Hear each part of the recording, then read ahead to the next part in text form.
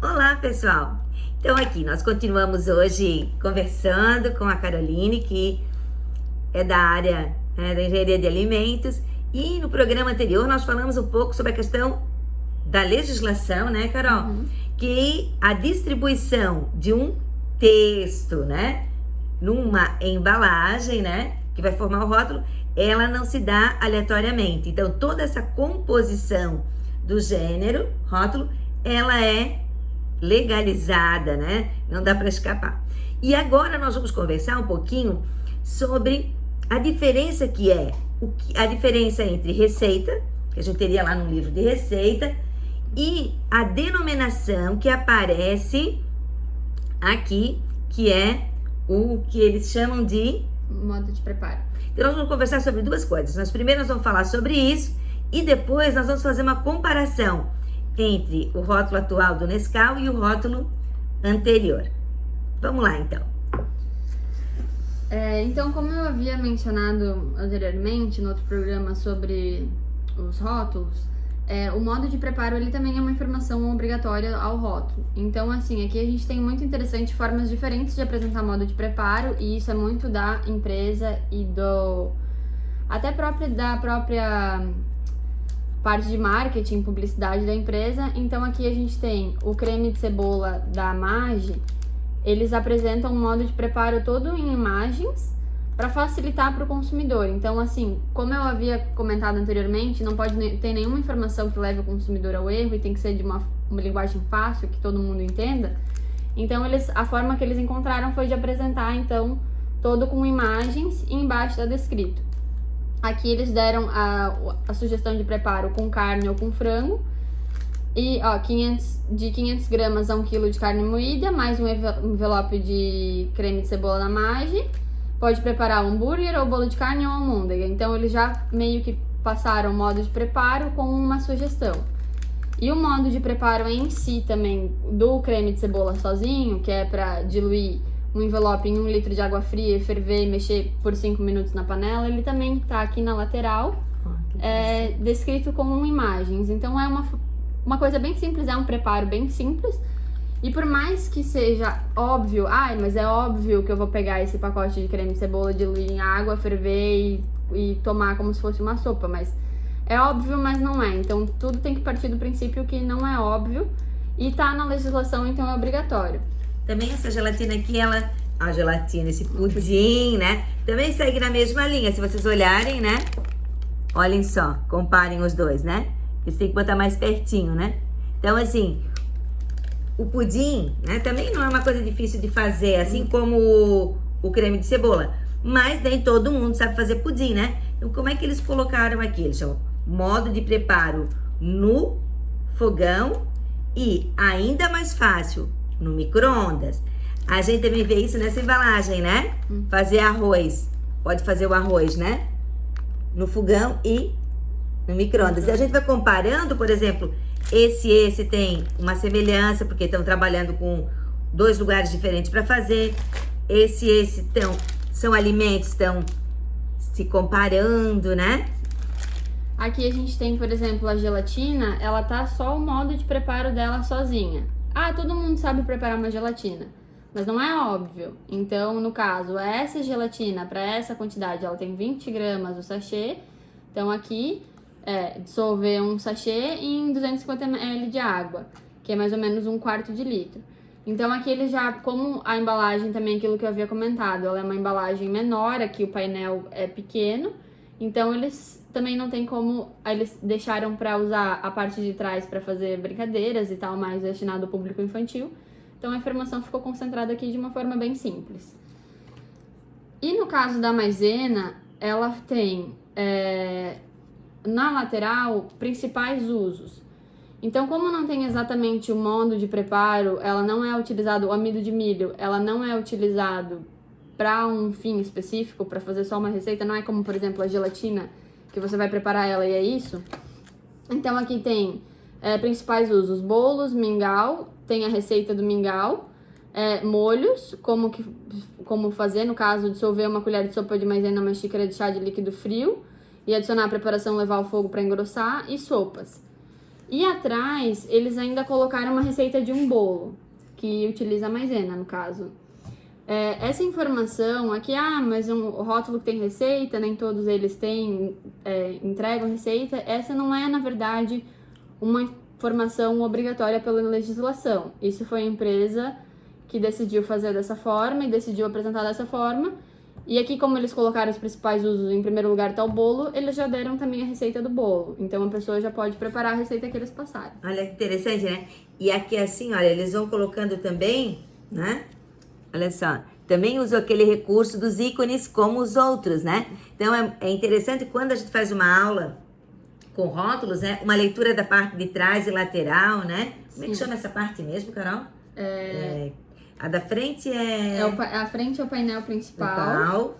Né? Então, a gente pode fazer uma aula só sobre essa parte daqui da frente. Analisar só, né? Preparar uma aula só analisando a frente do rótulo, né? Olha só a frente do rótulo, né? O arroz aqui, né? Esse é sempre o painel principal e os outros a gente chama de demais painéis. Então, pode estar atrás, na lateral, como aqui no caso.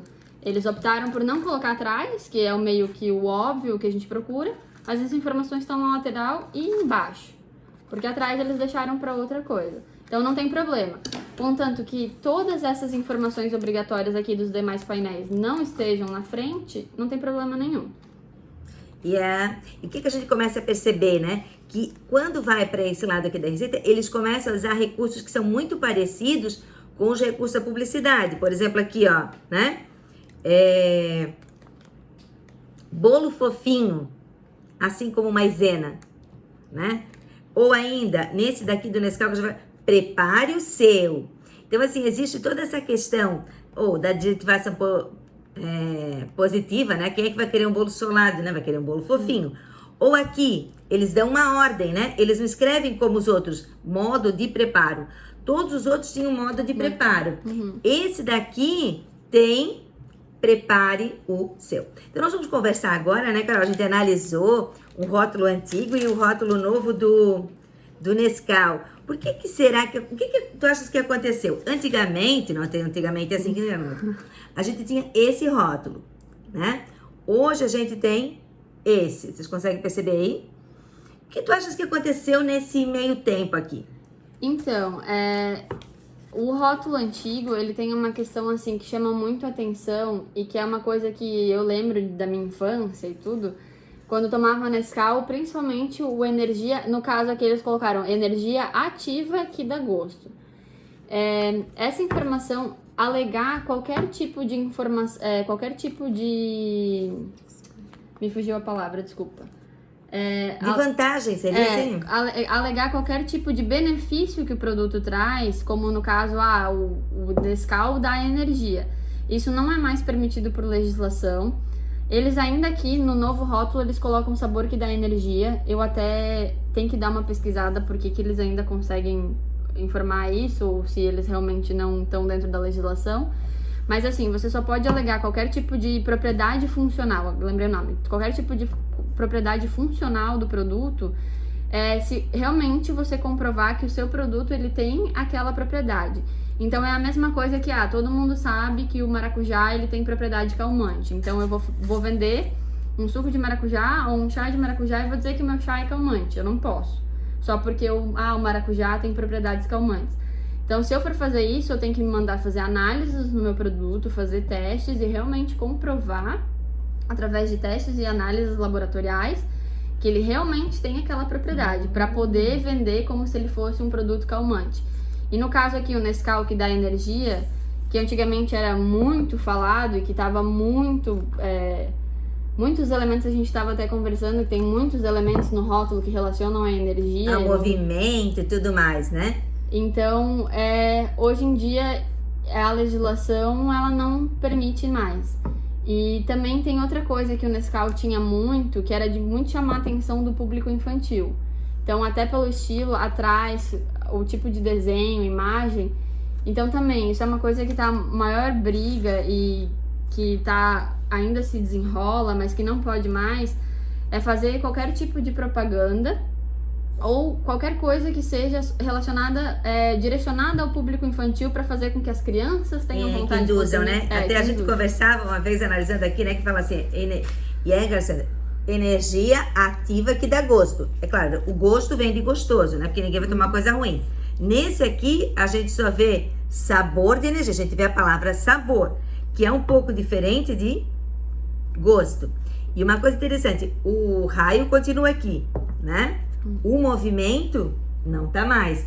Porque a ideia é essa, né? Energia, né? Se tu não te movimentares, né? Então, os rótulos anteriores, eles tinham sempre esporte, né? Então, assim, qual é a diferença entre energia, né, e caloria, né? Só que isso não existia ali. Então, assim, tu toma Genescal, tu vai ficar fortinho, né? E vai ficar gordinho em vez disso, né? Então, assim, era essa indução um pouco que acontecia ali, né? Exatamente. Mas no mais, assim... isso é uma questão também muito que envolve criar um rótulo. Como no caso do Nescau, a gente estava avaliando, eles usam bem as cores, os desenhos, o tipo de informação que eles colocam nas frases. Então, isso vai muito de ter uma equipe multidisciplinar para desenvolver esse rótulo, porque é a maior briga, entre aspas, dos engenheiros de alimentos ou dos nutricionistas que desenvolvem esses rótulos com quem é do marketing da publicidade. Porque o marketing e a publicidade, eles vão querer fazer uma coisa que seja atraente. Obviamente, você quer vender aquele produto, então você quer fazer uma coisa que seja bonita, que seja legal, tenha um desenho, mas... olha essa gelatina aqui, olha, isso é uma boa análise com as crianças, né? Sim. Essa gelatina ficou personificada, né? Como nas fábulas, né? Exatamente. Mas aí tem que cuidar também com a questão das legislações e das informações obrigatórias, do que, como eu já havia comentado, do que vai no painel principal e o que vai atrás. Eu já tinha comentado antes, mas é a mesma coisa que esse pudim de sabor baunilha e que é informado que ele é artificial, então ele não é baunilha de verdade. Mesma coisa bolacha recheada sabor morango. Você não pode colocar foto de um morango na frente da bolacha recheada se ela não tiver morango na lista de ingredientes. Se ela for toda artificial, colocar o morango na frente da bolacha recheada sabor morango, ele está induzindo o consumidor ao erro. Então tem muito essa questão também.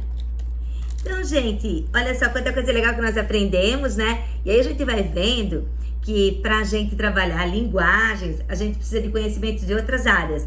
No caso dos rótulos, a gente precisa de conhecimento da área da engenharia de alimentos, a gente precisa de conhecimento da biologia, da matemática e da publicidade, né? Então, nós vamos ficando por aqui. No próximo programa, eu vou discutir com vocês, né, a questão dos quantificadores, como fazer leitura de quantificadores partindo de rótulos. Muito obrigada, Caroline. Foi um prazer estar aqui no nosso canal, né? Muito obrigada. E vocês, se tiverem qualquer dúvida, podem nos escrever. Vamos ficando por aqui. Um grande abraço.